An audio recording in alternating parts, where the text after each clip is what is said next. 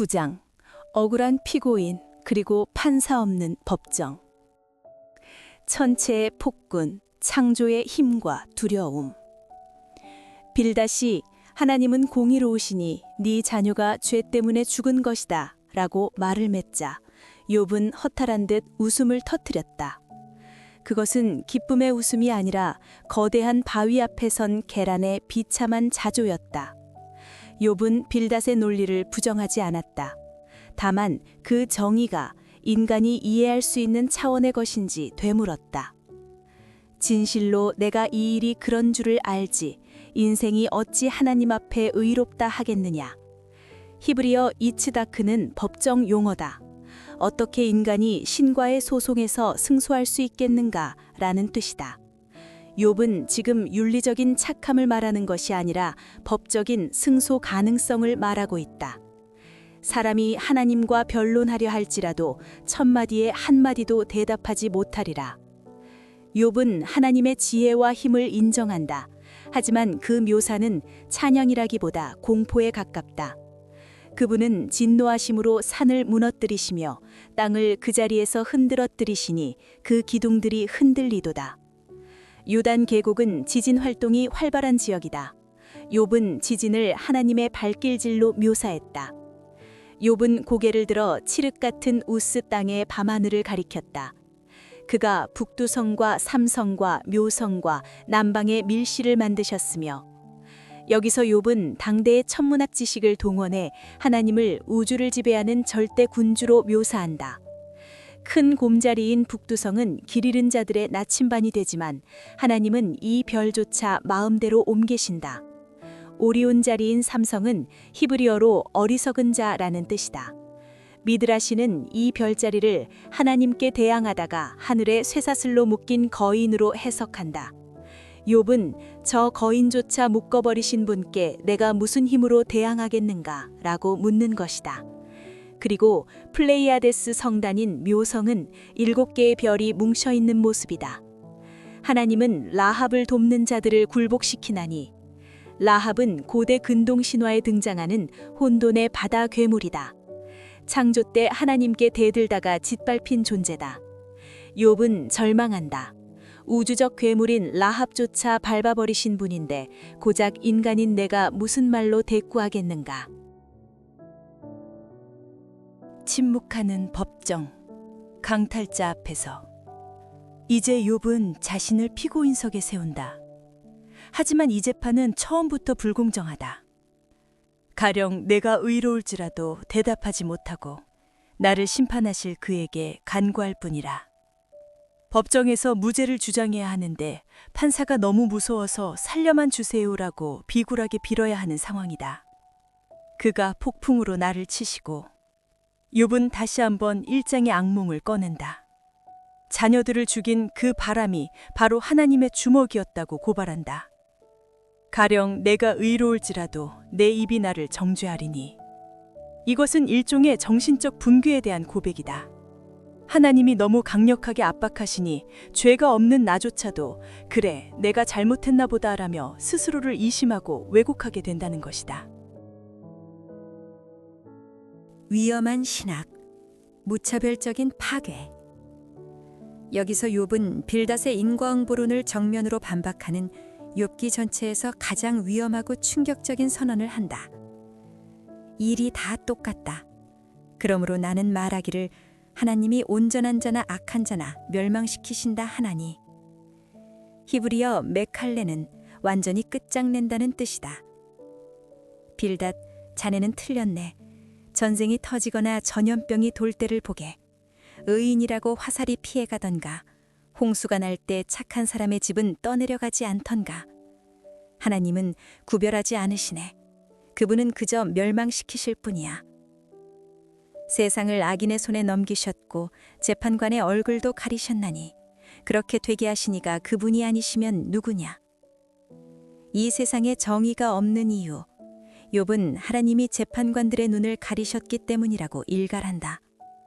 이것은 당시로서는 신성 모독에 가까운 발언이었다. 그러나 랍비들은 욥의 이 외침을 부조리한 현실을 외면하지 않고 직시하려는 처절한 정직함으로 해석한다.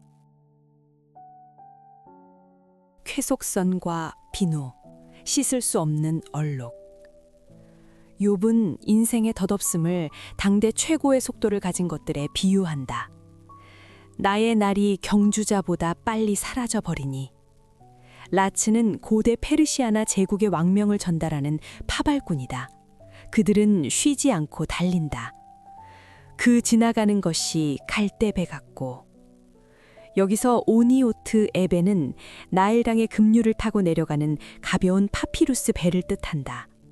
빌닷이 파피루스 비유를 들었기에 욥도 똑같이 파피루스 배로 맞받아친 것이다. 욥은 자신의 결백을 증명하려 해도 소용없음을 안다. 내가 눈 녹은 물로 몸을 씻고 제물로 손을 깨끗하게 할지라도.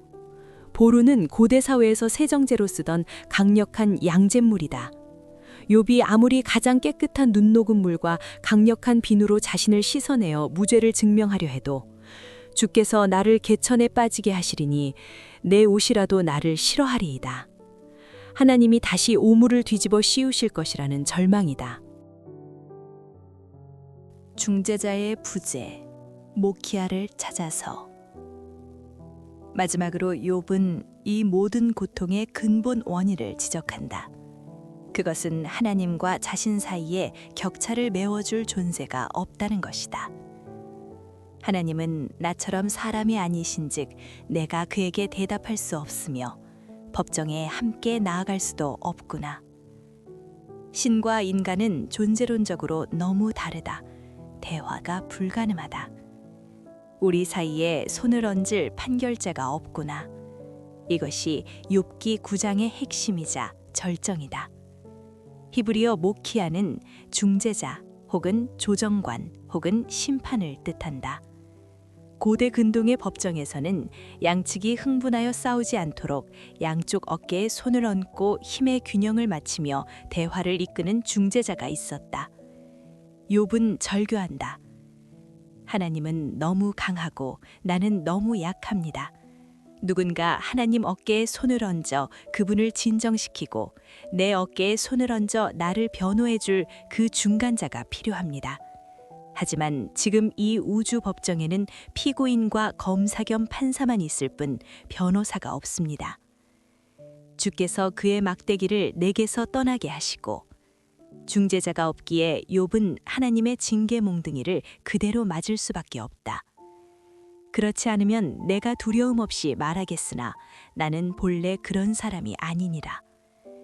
만약 그 중재자만 있다면 나도 꿀리지 않고 내 할 말을 다 할 텐데 지금 나는 공포에 질려 입이 얼어붙었구나.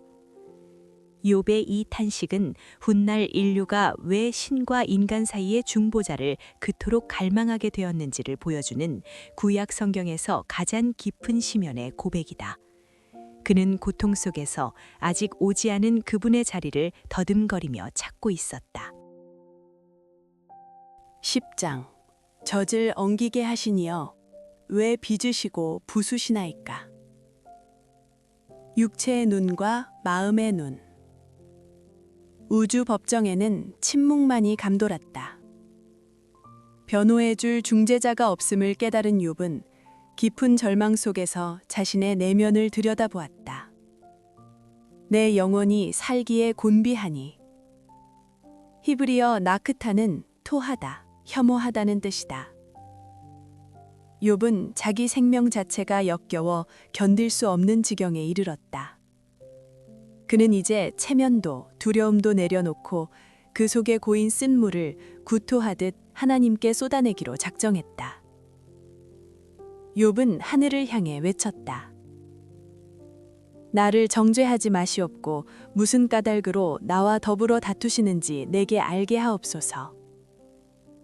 주께서 주의 손으로 지으신 것을 학대하시며 멸시하시고 악인의 꾀에 빛을 비추시기를 선히 여기시나이까.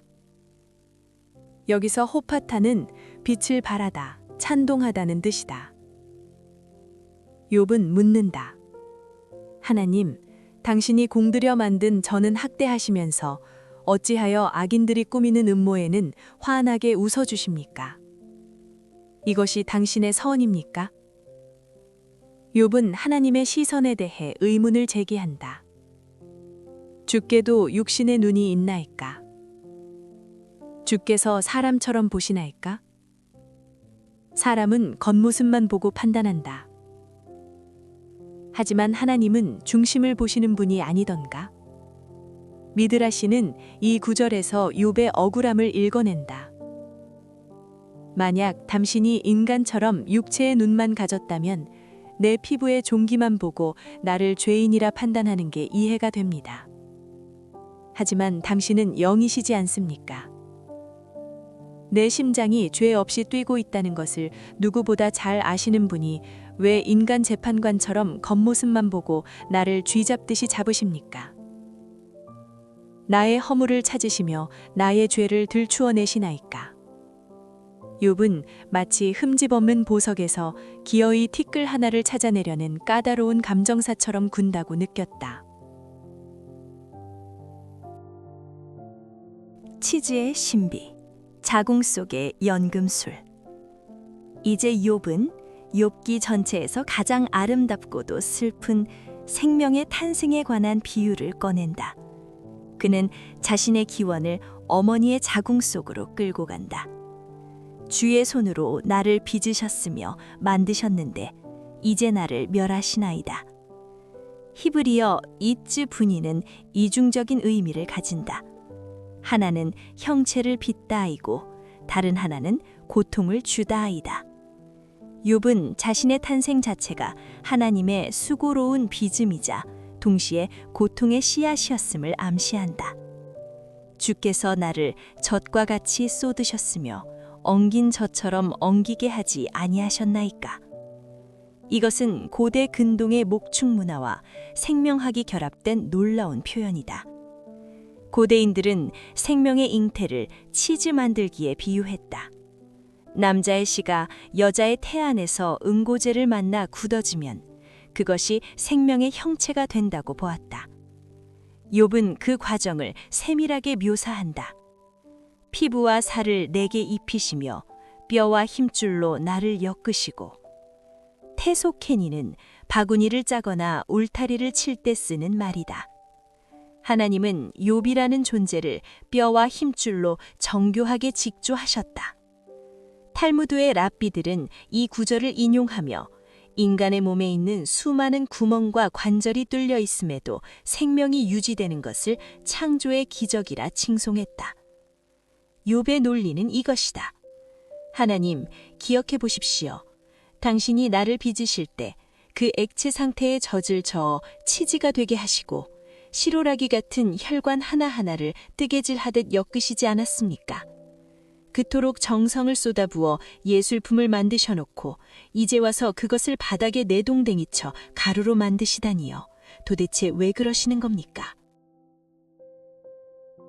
사자의 사냥, 숨겨진 본심. 욥은 하나님의 사랑과 배신 사이에서 혼란스러워한다. 생명과 은혜를 내게 주시고 나를 보살피심으로 내 영을 지키셨나이다.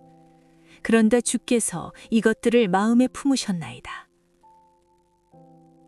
욥은 소름 끼치는 의심을 품는다.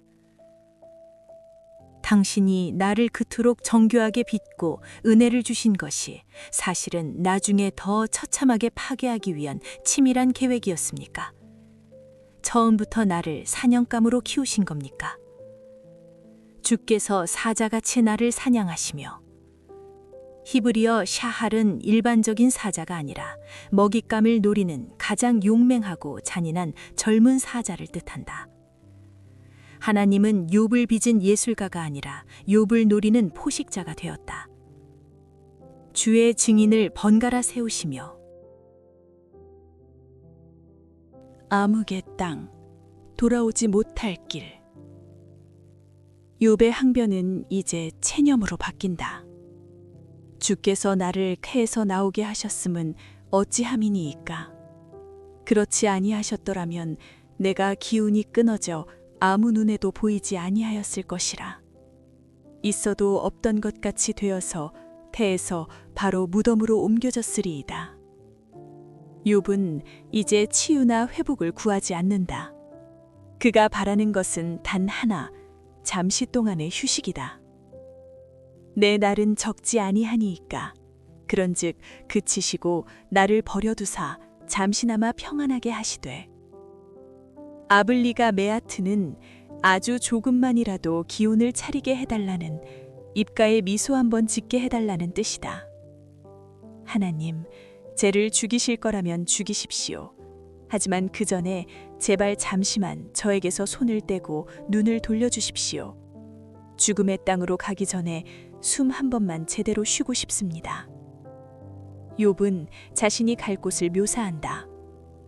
내가 돌아오지 못할 땅, 곧 어둡고 죽음의 그늘진 땅으로 가기 전에. 땅은 어두워서 흑암 같고 죽음의 그늘이 져서 아무 구별이 없고 광명도 흑암 같으니이다. 욥이 묘사한 저승은 질서가 무너진 혼돈의 땅이다. 그곳은 빛조차도 어둠처럼 검게 빛나는 절대적인 절망의 공간이다. 욥은 그 영원한 어둠 속으로 빨려 들어가기 직전 창조주에게 마지막 자비를 구하고 있다. 당신이 빚은 이 질그릇이 깨지기 전에 제발 딱 한 번만 사냥꾼의 눈이 아닌 아비의 눈으로 저를 보아주실 수는 없습니까? 이것은 법리 논쟁을 넘어선 피조물이 창조주에게 던지는 가장 슬프고도 원초적인 사랑의 투정이었다. 오늘도 텍스트 너머의 더 깊은 성경의 은혜를 받으셨나요? 받으셨으면 구독과 좋아요를 꾹 눌러주세요. 영상 제작에 많은 힘이 됩니다.